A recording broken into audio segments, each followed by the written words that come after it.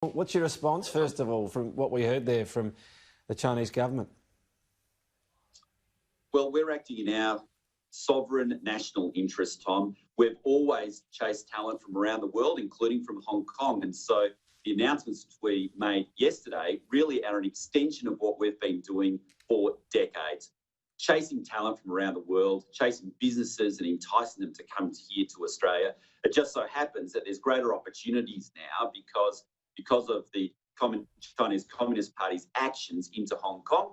People will be looking for other destinations to reside, destinations which are freer, destinations which have democratic principles, and we want the super talent, we want those great businesses to come to Australia. This is different, though, to our normal chasing talent. This has that humanitarian aspect, does it not? It's very much focused on high-skilled people, on students, and on businesses who have regional headquarters in Hong Kong. And so really utilising the existing pathways, but just with some additional incentives. For example, we've put some additional incentives already, which we've announced in relation to try to entice some of these regionally based businesses who are presently domiciled in Hong Kong. We're doing that through saying that we'll actually organise visas for all the critical staff with pathways to permanent residency for them. And we'll be announcing in the next few weeks some economic incentives to do that as well. There's already talk of a trade backlash. If that happens, is that just the price for being on the right side of history? Well, our measures, Tom, are the things which we have announced. They're measured, they're proportionate, they are consistent with like-minded countries, and they're very much in our national interests. I mean, you know, it was the right thing to do to call for an international inquiry into the genesis of the coronavirus. It was the right thing to do yesterday to say that we'll no longer have that extradition treaty, which puts at risk Australians to be extradited back to Hong Kong. And it's the right thing to do, as we've always done, to try to get super talent to come to this country. And that's part of what Australia's always been about. But has the Australian government weighed up and factored in that prospect of a trade backlash before going ahead with this? Well, we have a good trading relationship with China, Tom, as you know. And that relationship is in both countries' interests. It's not just in Australia's interests, it's also in China's interests, and that trade relationship will continue. Of course, there's going to be some arguments from time to time, as there has been over the last 18 months in relation to Bali and other things, which we just sensibly work through. But what we've announced today, the measures which we have taken to date, they are measured, they are proportionate, and other like-minded countries are similarly taking such actions. But, I mean, if there is some sort of trade implication, that's not going to take you by surprise, is it? Well, I mean, as people know, there's been some disputes in relation to Bali for 18 months now, which we're sensibly working through. Those things come up from time to time, but what we're doing already and announcing are sensible things, which we've announced are proportionate, and we have to act in our sovereign interests. What China does will be up to them. Addressing the changes themselves, so the 5-year extension to all Hong Kongers on certain visas in Australia at the moment, does that just happen automatically? No action needed?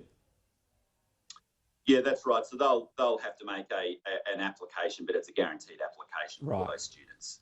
And we're talking about students, graduates and skilled workers. Was there any discussion about some sort of humanitarian or safe haven visa? Well, people can already access the humanitarian visa. I mean, that's available to any person from any country in the world who faces persecution. And indeed, there have been applications from Hong Kong passport holders for those. But in terms of a special allocation, if you like, you know, we looked at what happened in Syria. Was there any discussion about a set allocation for Hong Kongers in that regard? What we've announced is special measures for talented people, for businesses, for students. And if people are facing persecution or they believe they do so, they will qualify for those humanitarian visas. And obviously we have a cap of 18,750 in that category. And at the moment we're not taking any in, so there is capacity within that cap. Right. But it's a zero-sum game, obviously. Considering that this situation could get worse, is that prospect on the table, that there could be humanitarian or a safe haven visa a special one for Hong Kongers down the track? We've announced what we've announced, Tom, which is an extension of what we always do. Chase talent from around the world, chase great businesses from around the world and try to get them to come to our shores, because that's in our interests fundamentally, because the great talent are job creators for Australians.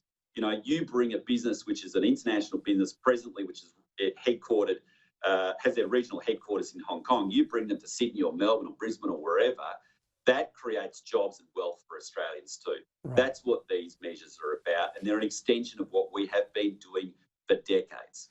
The humanitarian intake you mentioned, the annual one of 18,000 a year, we could have the prospect that for an entire year none are taken because our borders are up. What would happen then? Would we take double the intake the next year so the overall number we're taking is unaffected?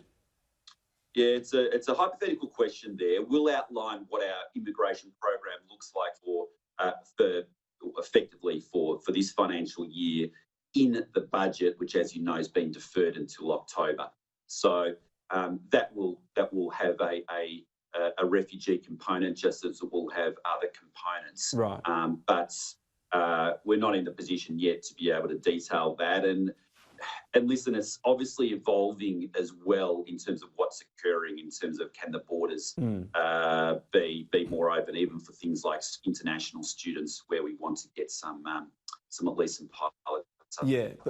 Are you conscious of that, though, that, I mean, the humanitarian situation doesn't go away while coronavirus is around, that Australia would want to be able to continue its intake of people on those visas, and that could mean that you need to have more in one given year to make up for a previous one? We'll get to that stage if and when we have to get to that time. But we have people who make applications both from offshore, but we also have people who make applications onshore as well. Right. We have a lot of applications onshore as well for those humanitarian visas. Now, they've been important and it's been a great contribution to the international efforts in relation to refugees. But right now, we're not taking anybody into the country, as you know. And just finally, the businesses you spoke about that might relocate, what types of businesses do you think could be interested in doing that?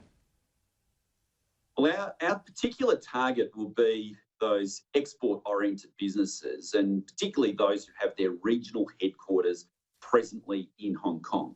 And there's about 1,000 internationally owned businesses who do have their regional headquarters in Hong Kong, and there's already been media companies, financial services companies, consulting firms who have indicated in the media that they are looking elsewhere to locate their regional headquarters.